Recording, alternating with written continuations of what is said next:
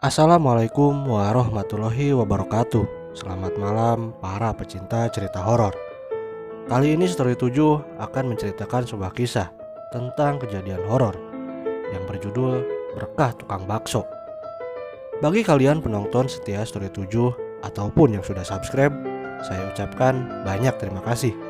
Semoga rezeki kalian lancar dan juga diberi kesehatan. Amin. Dan mari kita ke ceritanya.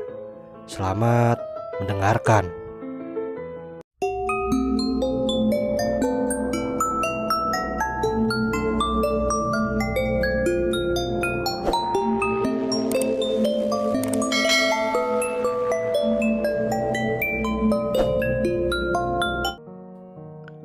Pagi itu suasana desa Sidomulyo yang terletak di pinggiran kota Yogyakarta tampak berkabut dengan udara dingin yang menusuk hingga ke tulang. Sayup-sayup terdengar suara dari sebuah masjid yang menyiarkan berita duka atas meninggalnya salah seorang tokoh terkemuka di desa itu. Orang-orang berdatangan untuk menyampaikan bela sungkawa kepada keluarga atas meninggalnya Bapak Sastro. Beliau meninggal karena menderita sakit yang tidak diketahui pasti secara medis penyakitnya. 2 bulan berikutnya istri Pak Sastro juga meninggal dunia karena sakit. Penyakitnya pun sama dengan yang diderita Pak Sastro. Para warga merasa iba dengan putri semata wayang Pak Sastro. Entah bagaimana nasibnya nanti setelah kedua orang tuanya meninggal dunia. Saat itu putrinya berumur 17 tahun dan masih sekolah di bangku SMA. Setelah kedua orang tuanya meninggal, gadis itu hidup seorang diri dengan peninggalan orang tuanya. Dia menjual sawah milik ayahnya untuk meneruskan sekolahnya dan untuk memenuhi kebutuhan hidupnya sehari-hari. Pak Sastro dan keluarganya bukanlah penduduk asli desa itu, sehingga mereka tidak memiliki kerabat dekat di sana. 1 tahun kemudian, putri Pak Sastro pun ditemukan meninggal di dalam kamarnya dengan tubuh yang telah kaku seperti orang yang mengalami rasa sakit yang luar biasa sebelum ajal menjemputnya. Warga sekitar merasa kematian keluarga Pak Sastro tidak wajar karena penyebab kematian yang aneh. Malam sebelum putri Pak Sastro ditemukan meninggal, Pak Darman menjual bakso motor keliling masih bertemu dengan gadis itu yang membeli baksonya. Menurut Pak Darman, saat itu wajahnya tampak pucat seperti orang yang sedang sakit. "Mbak, lagi sakit ya? Kok pucat gitu mukanya?" tanya Pak Darman. "Gak apa-apa Pak, cuma capek aja mungkin. Terima kasih baksonya ya Pak, saya masuk dulu," jawab gadis itu sambil tersenyum. Pak Darman keliling lagi dengan motor bututnya dari kampung satu ke kampung lainnya yang tidak terlalu jauh dari desanya. Sehari-hari Pak Darman berjualan bakso keliling dengan pendapatan yang tidak menentu. Terkadang dagangannya habis dan bisa juga sepi pembeli. Akhir-akhir ini sangat sepi. Dalam 1 hari Pak Darman hanya mendapat uang 100.000 yang tidak cukup jika digunakan untuk memenuhi kebutuhan keluarganya. Pagi itu waktu menunjukkan pukul 8 pagi. Pak Darman pulang dari berbelanja untuk kebutuhan berjualan bakso. Setiap hari Pak Darman selalu melewati rumah Pak Sastro karena rumah Pak Darman berada persis di belakang rumah Pak Sastro. Setiap pagi putri Pak Sastro selalu menyiram tanaman di halaman rumahnya. Namun tidak demikian pada hari itu. Pak Darman tidak melihat gadis itu di halaman rumah Pak Sastro. Lampu rumahnya masih menyala. Pintu dan jendela tertutup rapat semua. Tidak biasanya begitu. Karena merasa ada yang aneh di rumah itu, akhirnya Pak Darman berusaha mencari tahu keadaan pemilik rumah itu. Pak Darman mengajak istrinya, Puji, ke rumah Pak Sastro. Sesampainya di teras rumah, istri Pak Darman mengetuk pintu rumah itu beberapa kali tapi tak ada jawaban.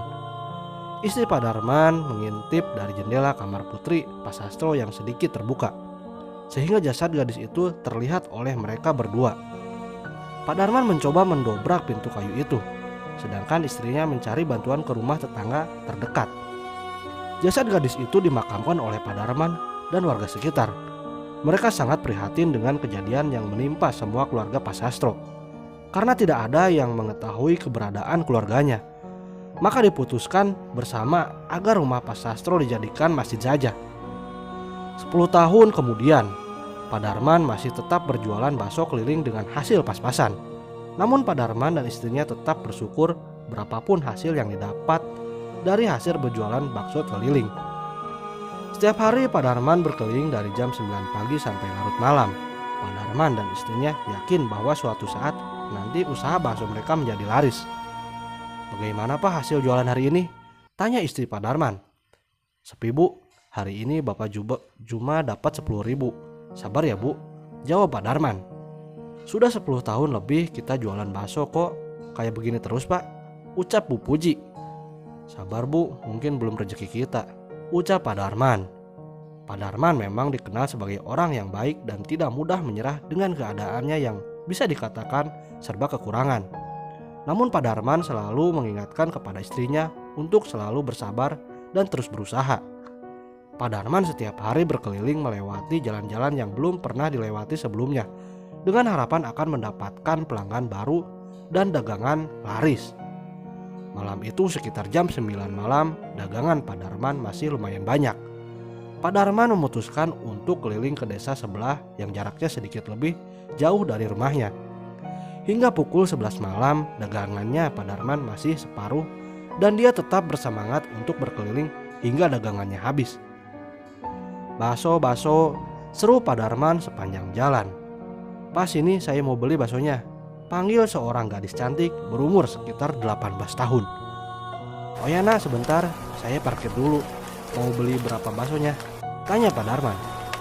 "1 mangkok dulu ya Pak. Coba saya tawarin ke bapak ibu mau pesen juga apa enggak?" jawab gadis itu. Gadis itu masuk ke dalam rumah memanggil bapak dan ibunya untuk bertanya apakah mereka mau memesan bakso atau bakso juga. "Pak, Bu, mau pesan bakso tidak?" tanya gadis itu. Bapaknya menghampiri Pak Darman untuk memesan bakso, sedangkan istrinya duduk di teras rumah. "Tolong buatkan 2 mangkok ya Pak." "Oh ya siap," jawab Pak Darman. "Gimana kabarnya Pak Darman? Sudah lama ya kita nggak ketemu," ucap Pak Sastro. "Ya beginilah Pak Sastro, kadang rame kadang sepi," jawab Pak Darman. Pak Darman belum menyadari tentang hal aneh yang sedang terjadi kepadanya. Pak Darman tetap sibuk melayani pembelinya malam itu. "Sekarang tinggal di sini toh Pak Sastro?" tanya Pak Darman. "Iya Pak, biar pada ngumpul jadi satu di sini," jawab Pak Sastro. Setelah semua selesai makan, Pak Sastro hendak membayar semua bakso yang telah dihabiskan. Pak Darman merasa beruntung melewati jalan ini. Dagangannya hanya tinggal tersisa 5 mangkok bakso saja. "Berapa semuanya Pak Darman?" tanya Pak Sastro. "Semuanya 36.000 Pak," jawab Pak Darman. "Ini uangnya Pak," ucap Pak Sastro sambil memberikan uang 100.000. "Oh ya sebentar, saya ambilkan kembaliannya," jawab Pak Darman. "Sudah bawa semua aja Pak," ucap Pak Sastro. "Semoga usahanya semakin sukses dan berkah. Tetap jaga rasanya agar tetap enak dan berjualan dengan jujur," ucap Pak Sastro mendoakan. "Ya Pak, amin, terima kasih banyak," jawab Pak Darman. "Kapan-kapan lewat sini lagi ya Pak Darman, kita pasti borong baksonya lagi," ucap putri Pak Sastro. Setelah Pak Sastro membayar dan pergi kembali ke rumah karena waktu telah larut malam, kemudian ada seorang pemuda yang melewat Pak Darman dengan mengendarai sepeda motor dan memintanya untuk segera menuju kampung sebelah karena sedari tadi sudah banyak yang menunggu datang. "Pak, ngapain di situ? Dari tadi banyak yang menunggu di gang depan. Buruan ya Pak," ucap pemuda itu sambil menjalankan sepeda motornya ke ujung gang. "Oh ya sebentar, lagi ada yang borong bakso saya ini," jawab Pak Darman.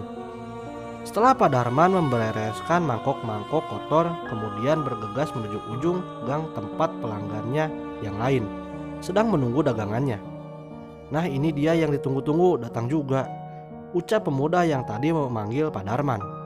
"Tapi maaf, hanya ada 5 mangkok yang tersisa," ucap Pak Darman sambil meracik bakso. "Pak, tadi itu di depan makam yang beli siapa?" tanya pemuda itu.